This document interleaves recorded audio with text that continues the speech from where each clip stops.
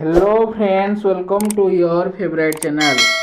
आमे पूर्वरु आलोचना करि देथिले 1 मार्क 2 मार्क 3 मार्क जाके आमे एडा को विषय आलोचना करूछंती ना हमर कोर पेपर एक्स त्रिफुल आई जाकी इंडियन पॉलिटिकल आइडियाज 1 सेटा आलोचना करूछंती। प्रथम यूनिट थिला मनु और कौटल्य, मनुकर सामाजिक न्याय तत्व और धार्मिक तत्व ये सब थिला।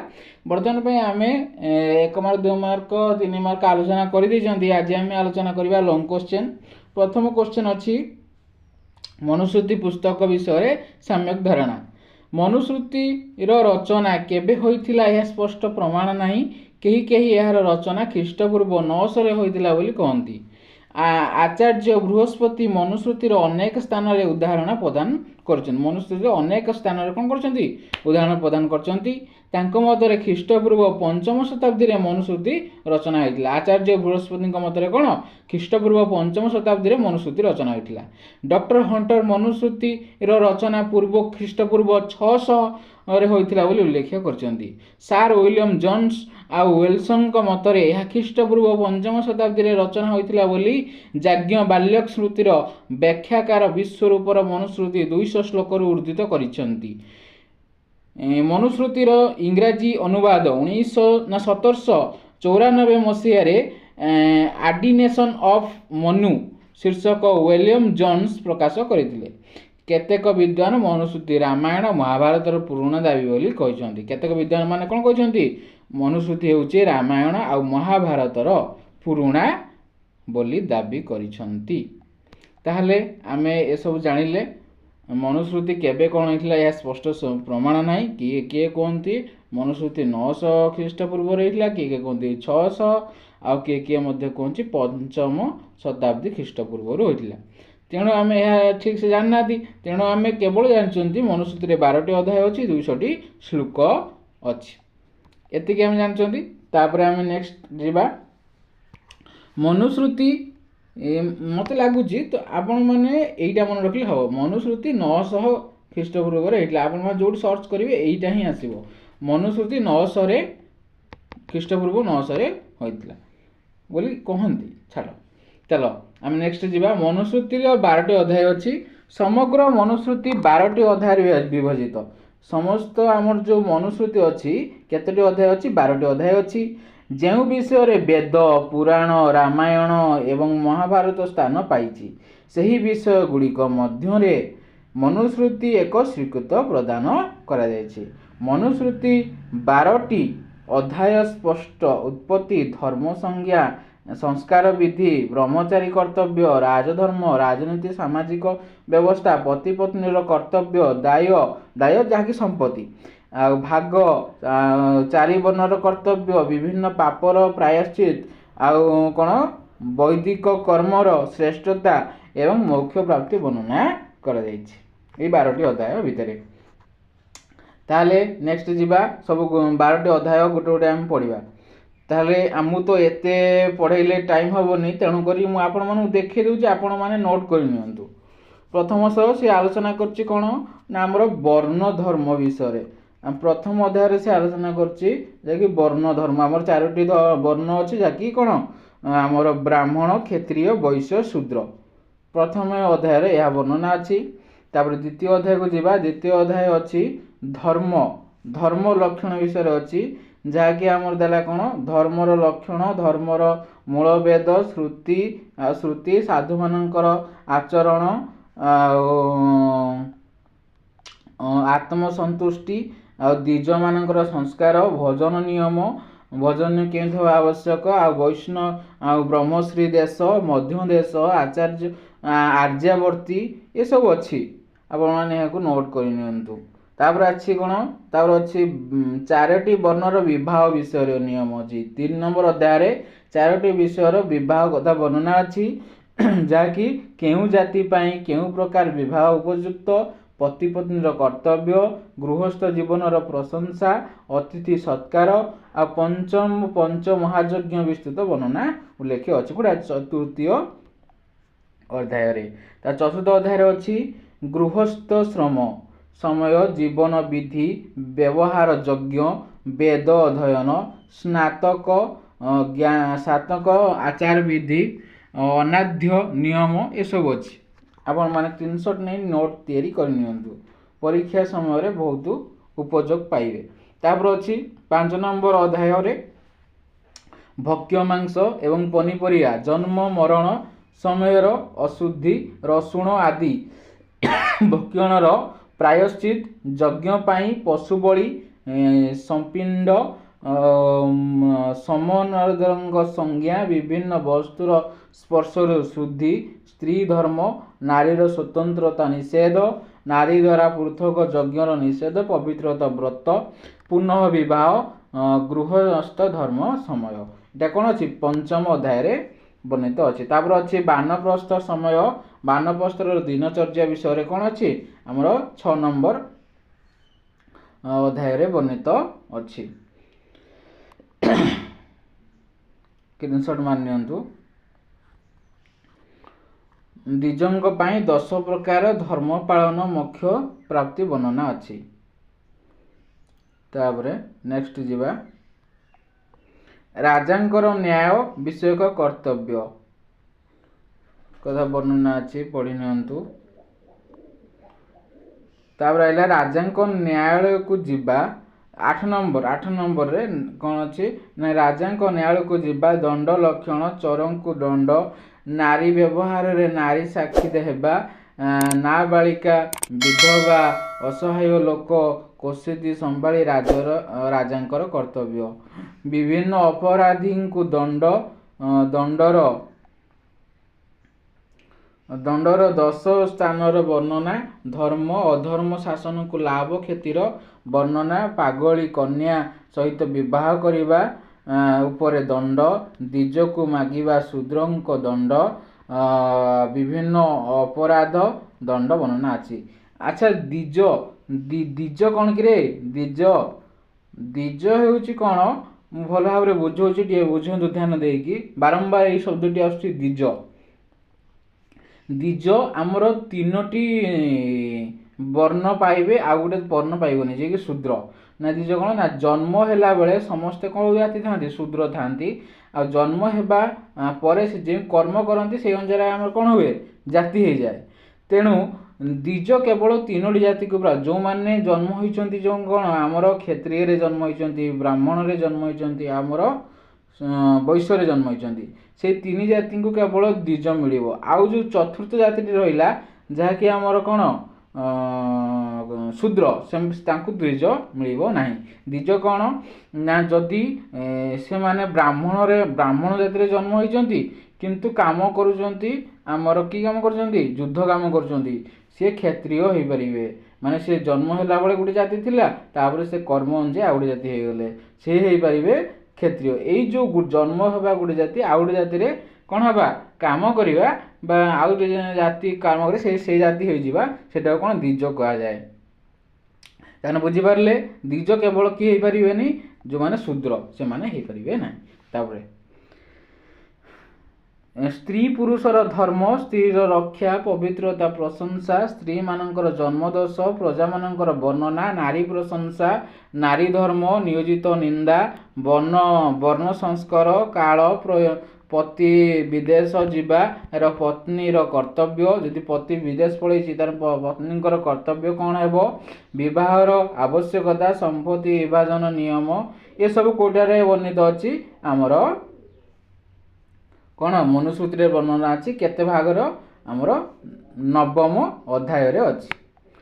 तापरे आमर 12टी अध्याय थिला तापरे 10 नंबर अध्याय कौन ना ब्राह्मणंकर अध्यापना अधिकार आ द्विज वर्णन तथा स्वजात वर्णना आ अनुलोम प्रतिलोम संतानंकर वर्णना वर्णाश्रम संकर कौन वर्ण संकर उत्पत्ति कारण विभिन्न जातिर कर्तव्य चतुर्वर्ण पाई विशेष अधिकार एवं कर्तव्य ये सब गोटे वर्णना अच्छी 10 नंबर अध्याय रे बा 10 नंबर भाग रे कौन अच्छी वर्णना अच्छी। तापरे 11 नंबर भाग रे कौन अच्छी ना स्नातक मानक पाई दान देवा वर्णना जो माने स्नातक तांका पाई कौन दान देवार वर्णना ଯଜ୍ଞଶାଳା ମାନଙ୍କର ଧନ ପ୍ରଶଂସା, ଦରିଦ୍ରରେ ପୀଡ଼ିତ ବ୍ରାହ୍ମଣ ପାଇଁ ବୃତ୍ତି ବର୍ଣ୍ଣନା, ବ୍ରାହ୍ମଣ ଦ୍ୱାରା ଦୂଷିତ ବଚନ କହିବା ନିଷେଧ, କନ୍ୟା ଏବଂ ମୂର୍ଖମାନଙ୍କର ଅଗ୍ନିହୋତ୍ର କରିବା ନିଷେଧ, ଅଗ୍ନିହୋତ୍ର ନ କରିବା ଦ୍ୱାରା ପ୍ରାୟଶ୍ଚିତ, ଯୋଗ୍ୟ ମଣିଷ ପ୍ରାୟଶ୍ଚିତ ଶବ୍ଦ ଅର୍ଥ ବ୍ରହ୍ମ ହତ୍ୟା ପ୍ରାୟଶ୍ଚିତ, କ୍ଷତ୍ରିୟ ବୈଶ୍ୟ ହତ୍ୟାର ପ୍ରାୟଶ୍ଚିତ, ଆଉ ପାପ ପ୍ରବୃତ୍ତି ନିନ୍ଦା, ତପଶ୍ରୁତି, ବେଦ ଅଭ୍ୟାସର ପ୍ରଶଂସା, ପାପନାଶକ ମନ୍ତ୍ର ଆଦି ବର୍ଣ୍ଣନା କୋଉଟା ରହିଛି 11 ନମ୍ବର ଭାଗରେ ବର୍ଣ୍ଣନା ଅଛି। ଆମର 12ଟି ଅଧ୍ୟାୟ ଥିଲା, 11 ନମ୍ବର ଅଧ୍ୟାୟ ସରିଲା, ତାପରେ ହେଲା 12 ନମ୍ବର ଅଧ୍ୟାୟ। ମାନସିକ କର୍ମର ବର୍ଣ୍ଣନା, 10 ଲକ୍ଷ କର୍ମର ତୀବ୍ରତା, ମାନସିକ କର୍ମ, ବାଚକ ଓ ଶାରୀରିକ କର୍ମ, ଜୀବାତ୍ମାର ପରିଚୟ, ଧର୍ମର ମନ ଲଗାଇବା, ସାତ୍ୱିକ ଗୁଣ, ରଜଗୁଣ ଆଉ ତମ ଗୁଣର ଲକ୍ଷଣ, ପାପରୁ ଗତିମୁକ୍ତି, ନକାରାତ୍ମକ ପ୍ରାପ୍ତି, ମୋକ୍ଷ ସାଧକ, ବ୍ରାହ୍ମଣ ପାଇଁ 6 କର୍ମର ବିଧାନ, ବୈଦିକ କର୍ମ, ବେଦ ଅଭ୍ୟାସର ପ୍ରଶଂସା, ଧର୍ମ ଜ୍ଞର ଲକ୍ଷଣ, ଆତ୍ମର ପ୍ରଶଂସା ଆଦି ବର୍ଣ୍ଣନା କରାଯାଇଛି। ତାହେଲେ ଏହା ଥିଲା ଆମର କ'ଣ 1 ନମ୍ବର କ୍ୱେଶ୍ଚନ୍ ସରିଗଲା ଲଙ୍ଗ କ୍ୱେଶ୍ଚନ୍। ତାପରେ ଆମେ ଯିବା 2 number long question. 2 number long question କହୁଛି ମନୁସ୍ମୃତି ବର୍ଣ୍ଣନାର ବର୍ଣ୍ଣାଶ୍ରମ ବିଷୟରେ ଆଲୋଚନା କର। ତାହେଲେ ଆମର ପ୍ରଥମେ ଆଲୋଚନା କରିଦେଲେ 12ଟି ଅଧ୍ୟାୟ, ଯାହାକି ଆମର ମନୁସ୍ମୃତି ବିଷୟରେ ସମ୍ୟକ ଧାରଣା 12ଟି ଅଧ୍ୟାୟ ଥିଲା। ତେଣୁ 12ଟି ଅଧ୍ୟାୟ ଆଲୋଚନା କରିସାରିଲା ପରେ ବର୍ତ୍ତମାନ ପାଇଁ ଆଲୋଚନା କରିଦେବା ମନୁସ୍ମୃତି ବର୍ଣ୍ଣିତ ବର୍ଣ୍ଣାଶ୍ରମ ବିଷୟ। ଆପଣମାନେ ଏହାକୁ ନୋଟ୍ କରିନିଅନ୍ତୁ, ନୋଟ୍ କରିଦେଲେ ଆପଣମାନେ ପରୀକ୍ଷା ସମୟରେ ବହୁତ ଉପଯୋଗ ପାଇପାରିବେ। ଡାଇରେକ୍ଟ ଇମ୍ପୋର୍ଟାଣ୍ଟ କ୍ୱେଶ୍ଚନ୍ ଗୁଡ଼ିକ ମୁଁ ଆଲୋଚନା କରୁଛି। ତ 2 ନମ୍ବର କ୍ୱେଶ୍ଚନ୍ ଅଛି ମନୁସ୍ମୃତିରେ ବର୍ଣ୍ଣିତ ବର୍ଣ୍ଣାଶ୍ରମ ବିଷୟରେ ଆଲୋଚନା କର। ମନୁସ୍ମୃତିର ଏକ ଅବିଚ୍ଛେଦ୍ୟ ଅଙ୍ଗ ହେଉଛି ସାମାଜିକ ସଂଗଠନ। ମନୁସ୍ମୃତି ହେଉଛି କ'ଣ ଗୋଟେ ସାମାଜିକ ସଂଗଠନର ଗୋଟେ ଅଙ୍ଗ। ମନୁସଂହିତା 10ମ ଅଧ୍ୟାୟର 31ତମ ଶ୍ଲୋକରେ ସମାଜର ସଂଗଠନକୁ ମନୁ ବର୍ଣ୍ଣାଶ୍ରମ ଧର୍ମ ନାମରେ ବର୍ଣ୍ଣନା କରିଛନ୍ତି। ସୃଷ୍ଟି ପ୍ରାରମ୍ଭରୁ ସ୍ରଷ୍ଟା ବ୍ରହ୍ମା ବା ପରମାତ୍ମା ତାଙ୍କର ସର୍ଜନ ସୁପରିଚାଳନା ପାଇଁ ଏକ ସାମାଜିକ ସଂସ୍ଥା ନିରୂପଣ କରିଥିଲେ ବୋଲି ମନୁ ବର୍ଣ୍ଣନା କରିଛନ୍ତି। ବ୍ରହ୍ମା ପ୍ରଥମେ ମୁଖରୁ ବ୍ରାହ୍ମଣ, ବାହୁରୁ କ୍ଷତ୍ରିୟ, ଜାନୁରୁ ବୈଶ୍ୟ, ପାଦରୁ ଶୂଦ୍ର ଏହିପରି 4ଟି ବର୍ଣ୍ଣ ସୃଷ୍ଟି କରିଛନ୍ତି। ଜାନୁ ମାନେ ଜଙ୍ଘ, ବୁଝିପାରୁଛନ୍ତି, ବାହୁ ତ ଜାଣିପାରୁଛନ୍ତି, ମୁଖ ତ ଜାଣିପାରୁଛନ୍ତି ମୁହଁ, ଆଉ ଆମର ହେଲା ପାଦ ତ ଜାଣିପାରୁଛନ୍ତି ପାଦରୁ ଶୂଦ୍ର, ଏହିପରି 4ଟି ବର୍ଣ୍ଣ ସୃଷ୍ଟି କରିଥିଲେ କିଏ ବ୍ରହ୍ମା କୁହାଯାଏ। ତାପରେ ଏମାନଙ୍କର ନିମନ୍ତେ ବିଭିନ୍ନ କାର୍ଯ୍ୟଶୈଳୀ ଓ ବର୍ଣ୍ଣାଶ୍ରମ ମଧ୍ୟରେ ଧାର୍ଯ୍ୟ କଲେ। ଜାତି ଅନୁସାରେ ସେମାନଙ୍କର କର୍ମ କାର୍ଯ୍ୟ ମଧ୍ୟ ପରସ୍ପର ପୃଥକ ପୃଥକ ହୋଇଗଲା। ମନୁଙ୍କ ସାମାଜିକ ସଂଗଠନ ବର୍ଣ୍ଣାଶ୍ରମ ଧର୍ମକୁ ଗ୍ରୀକ ଦାର୍ଶନିକ ପ୍ଲାଟୋ ନ୍ୟାୟ ସହିତ ତୁଳନା କରାଯାଏ। ତାପରେ ନେକ୍ସଟ ଯିବା ମନୁ ବର୍ଣ୍ଣାଶ୍ରମ ନୀତିକୁ ମଣିଷ ତାର କର୍ମ ଅନୁଯାୟୀ ଇହ ଜନ୍ମରେ ନହେଲେ ବି ପର ଜନ୍ମରେ ଫଳ ପାଇଥାଏ। ମନୁ କ'ଣ କହୁଛି ନା ବର୍ଣ୍ଣାଶ୍ରମ ନୀତି ଅନୁସାରେ ମଣିଷ ତାର କର୍ମ ଅନୁଯାୟୀ ଇହ ଜନ୍ମରେ ଯଦି ଫଳଟା ନ ପାଇଲା ତାହେଲେ ପର ଜନ୍ମରେ ସେ ଫଳଟି କ'ଣ କରିଥାଏ ସେ ପାଇଥାଏ। ମନୁଙ୍କ ମତରେ ମନୁଷ୍ୟ ସାଧାରଣତଃ 3ଟି ଗୁଣରେ ଗୁଣିତ ହୋଇଥାଏ, ଭୂଷିତ ହୋଇଥାଏ, ଯାହାକି ସତ୍ତ୍ୱ, ରଜ ଆଉ ତମ। ତାହେଲେ ଆମର ମନୁଷ୍ୟ ଭାବରେ କେତୋଟି ଗୁଣ ଥାଏ? 3ଟି ଗୁଣ ଥାଏ। ପାଶ୍ଚାତ୍ୟ ଦାର୍ଶନିକ ମାନେ ଏହାକୁ ଆଇନ ଶକ୍ତି ବା ପାର୍ଥବ୍ୟତା ଆଖ୍ୟା ଦେଇଛନ୍ତି। ଏହି ଗୁଣ ଗୁଡ଼ିକ ମାଧ୍ୟମରେ ବିଭିନ୍ନ ମନୁଷ୍ୟର ଗୁଣ ସମ୍ବନ୍ଧରେ ଜାଣି ହୋଇଥାଏ। ଏହି ମନସ୍ତାତ୍ତ୍ୱିକ ଭିତ୍ତିଭୂମି ଉପରେ ମନୁଙ୍କର ସାମାଜିକ ସଂଗଠନ ପ୍ରତିଷ୍ଠିତ। ମନୁ ସାମାଜିକ ସଂଗଠନର ବ୍ୟବସ୍ଥା ପ୍ରତ୍ୟେକ ବ୍ୟକ୍ତି ତଥା ସମାଜ ସାମାଜିକ ଅର୍ଥନୈତିକ ଦୃଷ୍ଟିକୋଣରୁ ସାହାଯ୍ୟ କରିଥିଲେ ହେଁ ନୈତିକ ଦୃଷ୍ଟିକୋଣରୁ ଶୂଦ୍ରମାନଙ୍କର ସାମାଜିକ ନିମ୍ନସ୍ତରଟି ଟାଣି ନେଇଛନ୍ତି। କ'ଣ କରିଛନ୍ତି ନା ମନୁଙ୍କର ସାମାଜିକ संगठन सामाजिक समानता विपरीत अटे। मनुस्मृति अनुसार शूद्र माने ब्राह्मणंकर दास रूपे कार्य करिवे। मनुस्मृति अनुसार कौन शूद्र माने ब्राह्मणंकर दास रूपे कार्य करिवे। ब्राह्मण माने शूद्र मानंक ठारू तात्सल्य व्यंगपूर्ण नामकरण करिवे। सेहिपरि नागरिक मानंकर संपर्क रे मनु कहउछंती जे नारी मानंकु सारा जीवन पिता पुत्र स्वामी ऊपर निर्भर करी जीवन अतिबाहित करिवे। नारी मानंकर स्थान ठीक गृहपालित पशुंक सह तुलनीय अटे। मनु यही नीति समाजर घृणा विदेश मनोभाव सृष्टि करिसेंती। तापरे मनु मानव जीवन को चारि वर्ण तथा गोटे मिनिट हाँ मनु मानव जीवन को चारि वर्ण तथा चारि आश्रमर व्यवस्था करिसेंती। से भारतीय समाजर वर्ण को अत्यंत गुरुत्वपूर्ण बोली मानिछंती। वर्ण व्यवस्था तथा आश्रम व्यवस्था समाजर दुईटी मुख्य अंग अटे। जेउ प्रकार रे मस्तिष्क हाथ उदर पाद थिबा कारणरू व्यक्ति पूर्ण शारीरिक पाए सेहीपरि चारि वर्ण निजर कर्तव्य ठीक भाव कले समाजर व्यवस्था गठन होबो बोली कि कहती मनु कहती। ब्राह्मण धर्म शिक्षा क्षत्रिय धर्म होउची आमर शासन ना धर्म ब्राह्मणर धर्म ब्राह्मण कौन करे ना ब्राह्मण करिवो धर्म शिक्षा करिवो क्षत्रिय शासन करिवो आ वैश्य व्यवसाय करिवो शूद्र कौन करिवो श्रम कार्य करिवो। मनुक मतरे सृष्टिर विकास पाई ब्रह्मा एही चारि वर्ण सृष्टि करिसेंती। ब्रह्मा निज मुखरु ब्राह्मण बाहुरु क्षत्रिय उदररु वैश्य पादरु शूद्र को सृष्टि करिसेंती। महाभारत अनुसार ब्रह्मा ब्राह्मण को गोरा क्षत्रिय को लाल वैश्य को हलदिया शूद्र को कला वर्ण प्रदान करिसेंती। मनुक मतरे सत्य जुगरे समस्त धर्म और सत्य चारिआडे कौन चारि गोड़िया अच्छा आउ थे मनुक मतरे सत्य जुगरे समस्त धर्म सत्य चारि गोड़िया अर्थात तप ज्ञान यज्ञ धनयुक्त अटे। अधर्म द्वारा मनीष केबे लाभ अर्जन करि परिबो नाही। जदि मनीष कौन अधर्म करिवो केबे लाभ अर्जन करि परिबो नाही। सत्य जुगरे तप को सर्वश्रेष्ठ धर्म बोली कहा जाए। सत्य जुगरे कौन तप को सर्वश्रेष्ठ धर्म बोली कहा जाए। तृतीय जुगरे ज्ञान को सर्वश्रेष्ठ बोली कहा जाए। द्वापर जुगरे यज्ञ को आ कली जुगरे दान को एकमात्र श्रेष्ठ धर्म बोली कहा जाए। मनुक मतरे ब्राह्मण क्षत्रिय एवं वैश्य को वेदारक्त संस्कार करा जिबा कारणरू द्विज नामक प्रदान करा जायछि। कारण व्यक्ति जन्मरू शूद्र होता है से जेउ वर्ण हेउना कहीं संस्कार परे ही से अन्य वर्ण हो जाए। संस्कार द्वारा से द्वितीय जन्म निए तेणु ताकू द्विज कहा जाए। आम यही वार्डटा पढ़ी आसुले द्विज कौन बुझी पार मुझे बुझेली एनाके पूरा क्लीयर हो जाती मत लगुच। किंतु मनु चतुर्थ वर्ण संस्कार को निषेध करती आमर कौटा आमर जो शूद्र को निषेध कर सी द्विज हो पारे ना। यही कारण शूद्र माने द्विज होई न होई एक जाति अटंती ताने शूद्र माने कौन एक जाति से द्विज हो पारे ना। वर्ण व्यवस्था जन्म अनुसार हुए। वर्ण व्यवस्था केमती हुए ना जन्म अनुसार हुए बोली मनु स्वीकार करछंती। जदिओ आम्भे माने यही व्यवस्था कर्म उपरे आधारित जदिओ आमे यही व्यवस्था कर्म उपरे आधारित किंतु यहाँ पर जन्म उपरे आधारित हैला।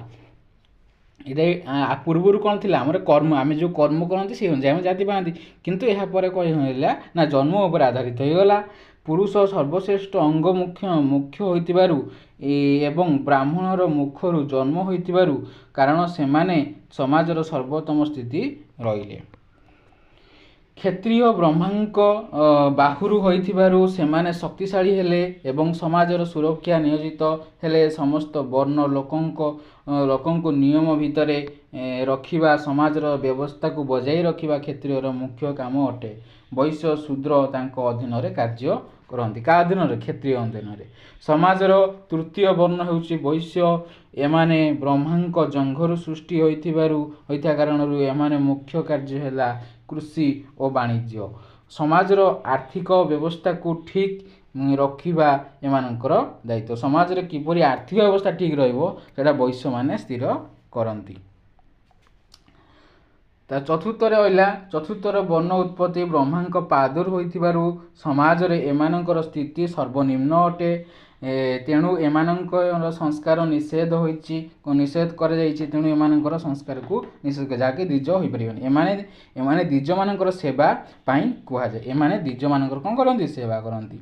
मनु दासत्व को मध्य मान्यता प्रदान कर जाइछि। मनुंकर जो दासत्व ताको मध्य मान्यता प्रदान कर जाइछि। मनुंक मतरे शूद्र को किणी करी मनुंक मतरे शूद्र को कोन कजे किणिया जाय। किणी करी किंबा वेतन करी रखा जाई परिबो। जेहेतु शूद्र माने ब्राह्मणों सेवा कार्य पाई जन्म नहीं तेणु सेमानंकर दासत्व केबे मुक्त होई परिबे नाही। मनु 7 प्रकार शूद्र दास वर्णना करिसंती। तो देखि नबा द्वाजहृत जो माने कोन करंती युद्ध रे जितिया परे मिली थांती जो दास माने। आ तापर देला भक्त दास भजन पाइबा लोभरे जो माने आसी थांती।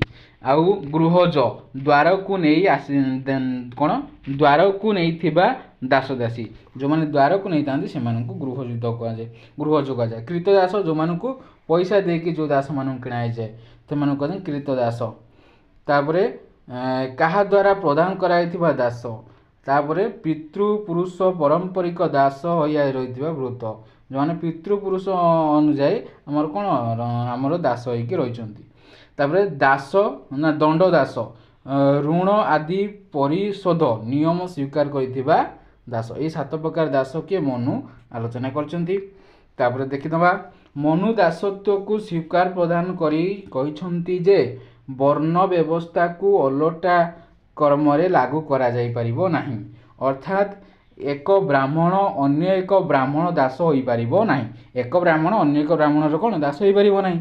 ब्राह्मण मध्य अन्य वर्ण यथा क्षत्रिय वैश्य शूद्र अथवा अति शूद्र दास होई परिबो नाही। परंतु जणे ब्राह्मण अन्य 4 वर्ण जेकोसी व्यक्ति को निजर दास करि परिबे। जणे ब्राह्मण कोन ना आउ जो रहिला 3टी वर्ण से 3टी वर्ण जागो जणे दास करि परिबे। किंतु जणे ब्राह्मण को ब्राह्मण दास करि परिबे नाही। मनुस्मृति अनुसार शूद्र माने अस्पृश्य नथिले कारण मनु शूद्र सह विवाह को समर्थन करथिले। कारण मनु कोन करथिले शूद्र को विवाह को समर्थन करथिले। ब्राह्मण सेही शूद्र भजन करुथिले जे श्राद्ध करुथिले। ब्राह्मण शूद्र भजन करुथिले जे कि श्राद्ध करुथिले। जे जो शूद्र माने श्राद्ध करंती माने श्राद्ध पिंड दियंती तांको घरे के भजन करंती ब्राह्मण माने। तेणु कोन करथिले ए सब उठला केतेक स्थान रे कोन रुद्र अध्यापक बा विद्यार्थी मध्य उल्लेख अछि। ए सब थिला। तेणु आमे क्लास टी भल भाव रे सार देले। आउ 3टी लॉन्ग क्वेश्चन अछि ताकू मु नेक्स्ट पार्ट रे आनिबी। एतिका आपण माने पढी की पॉइंट बाय पॉइंट नोट करंतु। पॉइंट बाय पॉइंट नोट करिया द्वारा आपण माने परीक्षा समय रे भलो मार्क रख परिबे। परीक्षा को केमिति आमे अनुध्यान करके हमरो क्लास गुडी को मु करूची। आगुर तो मु क्लास गुडी करेनी एबे मु क्लास गुडी इंपोर्टेंट दोची। क्लास गुडी को करि नबा आमे क्लास गुडी करि नबा द्वारा हम किछि तो जानिथिबा जे आमे जो लेखिबा नोट करिबा ता किछि तो मन थिबो परीक्षा समय रे सेटा आमे लिखि दे आस परिबा। अच्छा जय जगन्नाथ। नेक्स्ट वीडियो रे पुणी देखा हबो। तेणु आपण माने मोर चैनल टी को सब्सक्राइब कर दियंतु। सब्सक्राइब करिया द्वारा प्रथम वीडियो टी मोर आपण माने पाई परिबे।